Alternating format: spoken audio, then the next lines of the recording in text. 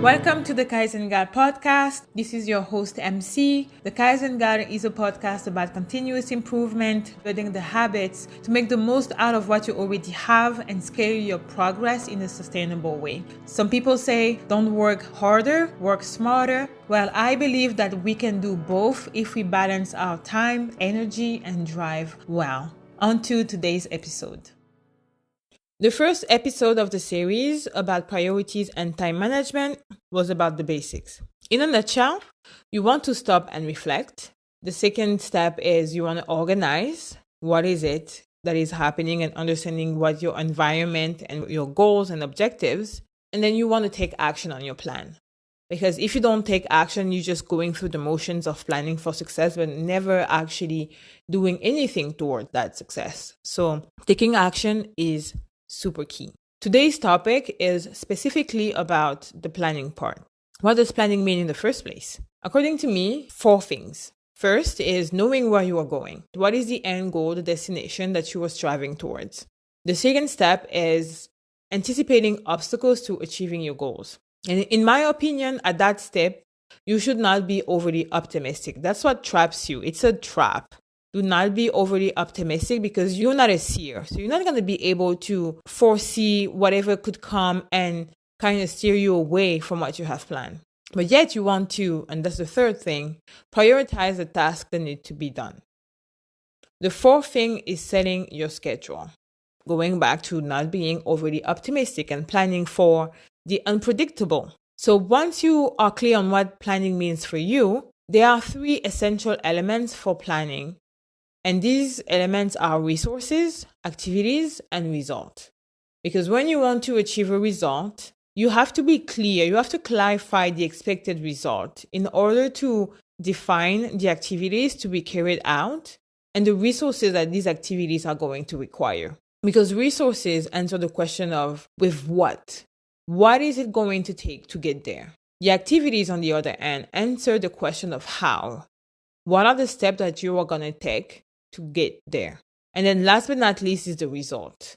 It's the ultimate goal. But you need to be clear that the result is not the action of completing an activity or a task. The result that you are seeking is the visible consequence of the activity once it is completed.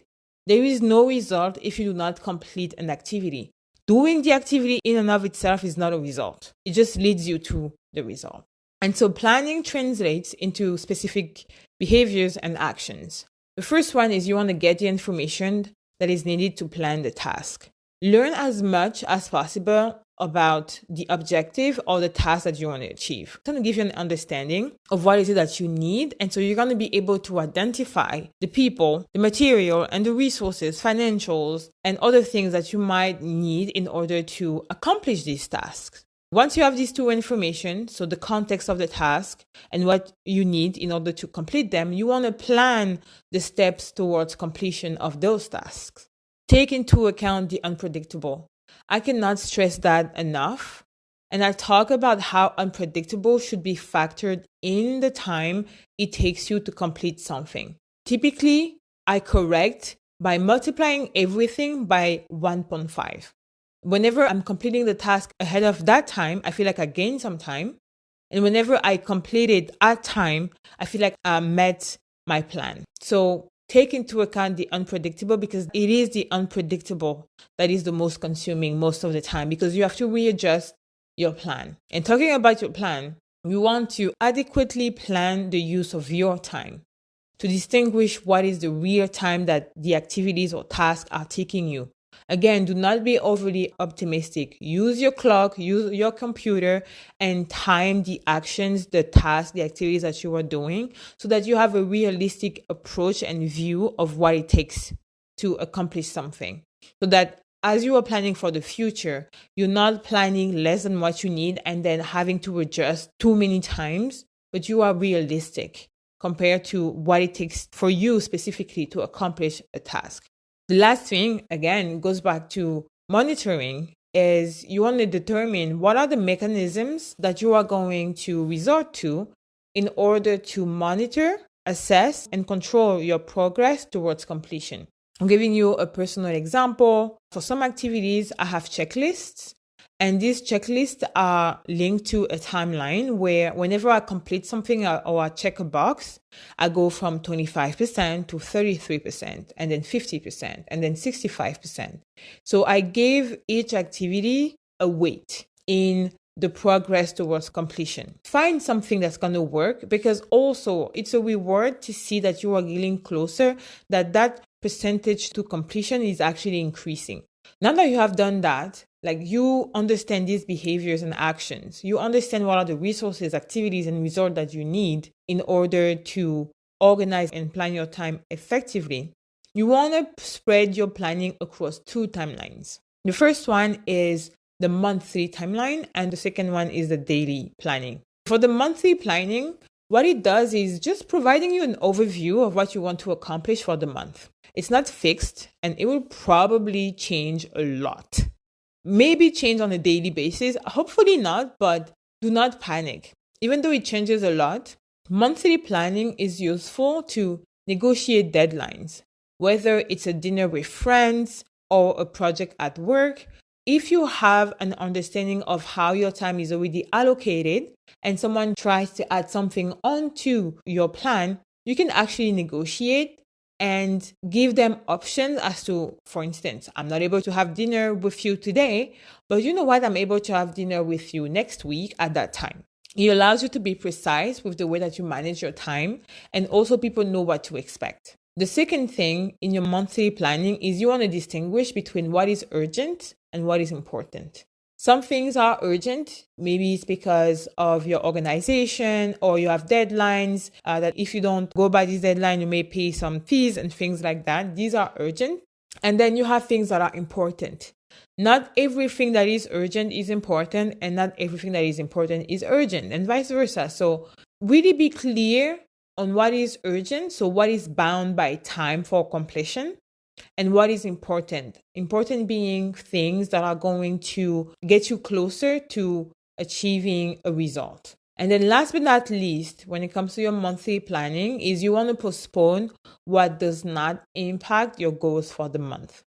For instance, sometimes it happens when I do my monthly planning, it's April 1st or 2nd, I'm super optimistic and I want to add a few more things that are not so important nor urgent to me, but I'm just like, if I can just get these done, I'm going to feel great about myself. And then as I am moving through the month, I realize that I have other things that have come up, and I'm just moving these things out of the month because I know that they won't impact my goals for the month. But if I keep them there, I feel obligated to tackle them when they don't serve me right now. And so I'd rather just postpone whatever does not impact my goals for the month. And then eventually, if they are really important or urgent, I'm going to have to factor them in. Again, for monthly planning, you want to negotiate deadlines. So understanding the time that actions are going to take, tasks are going to take, it's going to enable you to set the expectation for what is the time that you can dedicate to other things. You want to distinguish between what is urgent and what is important. And then whenever needed, without any guilt or shame, you want to postpone what does not impact your goals for the month. It means that you have to be very clear on what your goals are. The second timeline for planning is daily planning. It's basically your to-do list.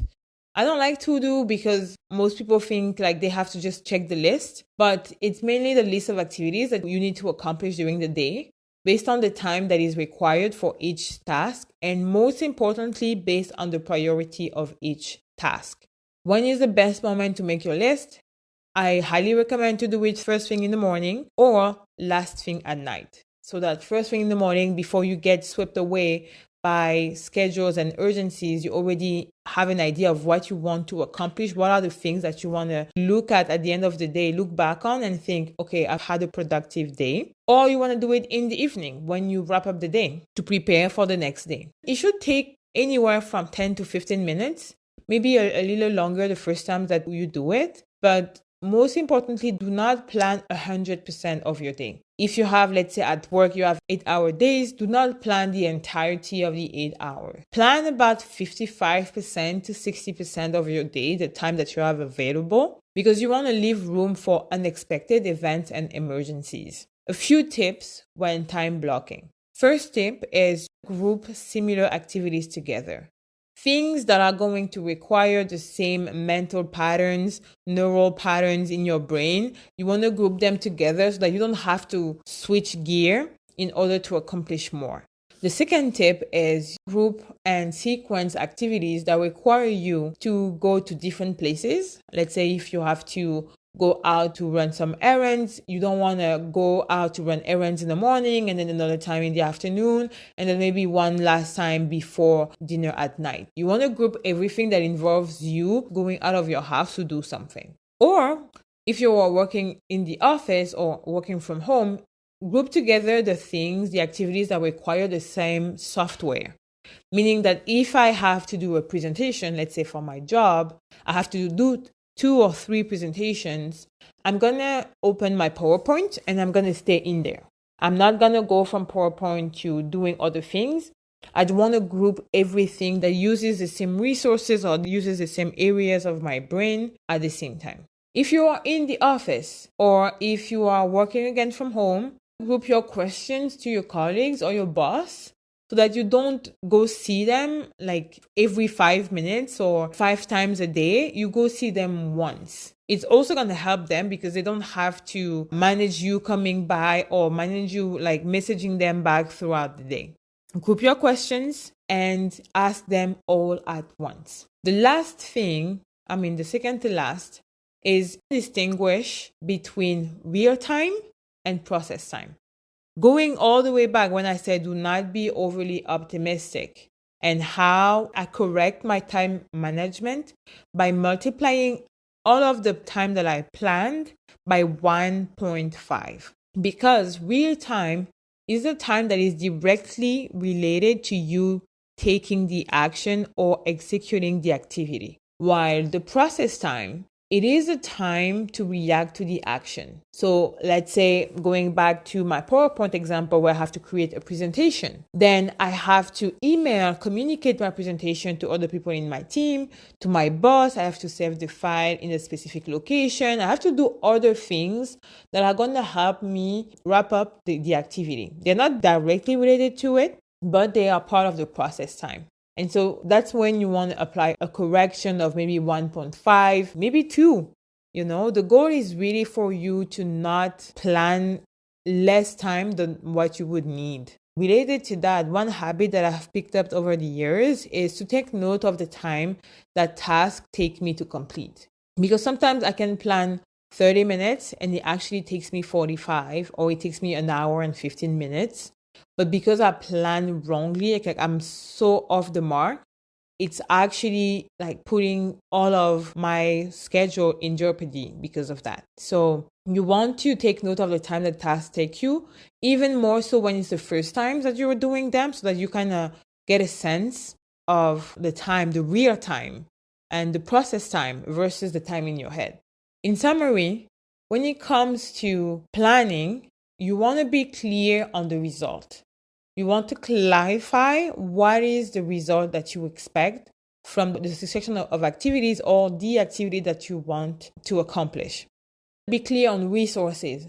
I think I said that like 4 times, but do not be overly optimistic. You want to have a clear and honest look at the people, resources, material that you need in order to accomplish the task. The third thing is spread your planning across monthly planning and daily planning and readjust as needed. There is no shame. So be ruthlessly realistic about the resources. And one thing also that I mentioned, I think in the first episode or 2 episodes ago, was if other people are involved, you want to communicate to them ahead of time regarding what you need from them and when, so that they can also prepare.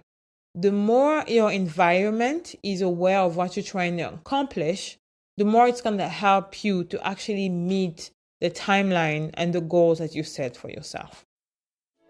That's it for me today. I hope you found that episode helpful and insightful. If you have questions or topics you'd like me to address, email me at the email address in the description box. And last but not least, leave your 5-star review anywhere you are listening. It really encourages me. I wish you, wherever you are, to be well, and I will talk to you next time.